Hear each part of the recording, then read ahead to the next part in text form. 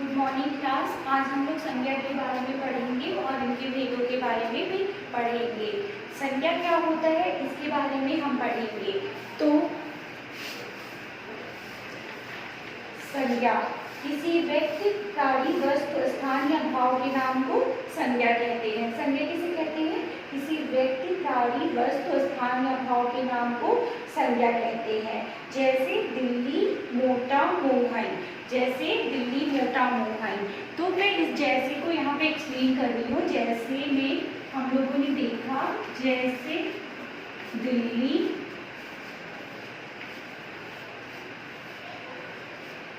दिल्ली, दिल्ली, दिल्ली क्या है? दिल्ली क्या है बच्चों? दिल्ली एक स्थान है, स्थान है। दिल्ली क्या है? दिल्ली एक स्थान है। मोटा, मोटा, मोटा क्या है? मोटा एक भाव है। मोटा जैसे कि हम लोग जानते हैं कि जो व्यक्ति मोटे रहते हैं हम लोग उसको कहते हैं मोटा व्यक्ति है। तो मोटा, मोटा नहीं कोई वस्तु है, ना ही कोई स्थान है। ये एक भाव है कि इंसान का भाव है, इंसान की स्थिति है कि वो इंसान मोटा है। तो ये क्या है? एक भाव है। तो जैसे कि हम लोगों ने जाना कि संज्ञा किसी व्यक्ति, वस्तु, स्थान या भाव के नाम को कहते हैं और ये उसके कुछ उदाहरण हैं। अब हम जानेंगे कि संज्ञा के वेद कितने होते हैं। तो संज्ञा के 3 वेद होते हैं। संज्ञा के कितने वेद होते हैं? संज्ञा के 3 वेद होते हैं। जैसे कि व्यक्तिवाचक संज्ञा, जातिवाचक संज्ञा और भाववाचक संज्ञा। व्यक्तिवाचक संज्ञा, व्यक्तिवाचक संज्ञा क्या होता है?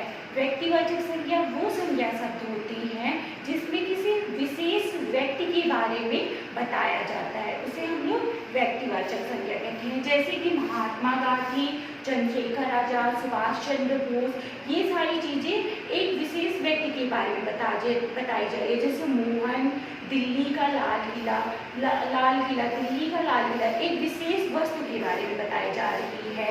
आगरा का ताजमहल, ये सारी चीजें व्यक्तिवाचक संज्ञा में आती है। ये सारे शब्द व्यक्तिवाचक संज्ञा है।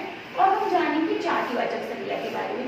जातिवाचक संज्ञा शब्द वो संज्ञा शब्द होते हैं जो किसी जात विशेष के बारे में अध्ययन कराते हैं या बताते हैं। जैसे कि मनुष्य, मनुष्य एक पूरे प्राणी जाति का बोध कराता है, मतलब मनुष्य जाति का बोध कराता है। जैसे कि नगर, जैसे कि जानवर, जैसे कि सब्जियां। तो यहाँ पे हम लोग किसी विशेष सब्जी या विशेष जानवर के बारे में बात नहीं कर रहे बल्कि उनके पूरे समूह के बारे में बात कर रहे हैं। तो उसे हम लोग जातिवाचक संज्ञा कहते हैं। अब आता है तीसरा, भाववाचक संज्ञा। भाववाचक संज्ञा किसे कहते हैं? भाववाचक संज्ञा शब्द वो संज्ञा शब्द होते हैं जो किसी की स्थिति या दशा को दर्शाते हैं। जैसे कि हम लोगों ने यहाँ पे एग्जाम्पल लिया था मोटा।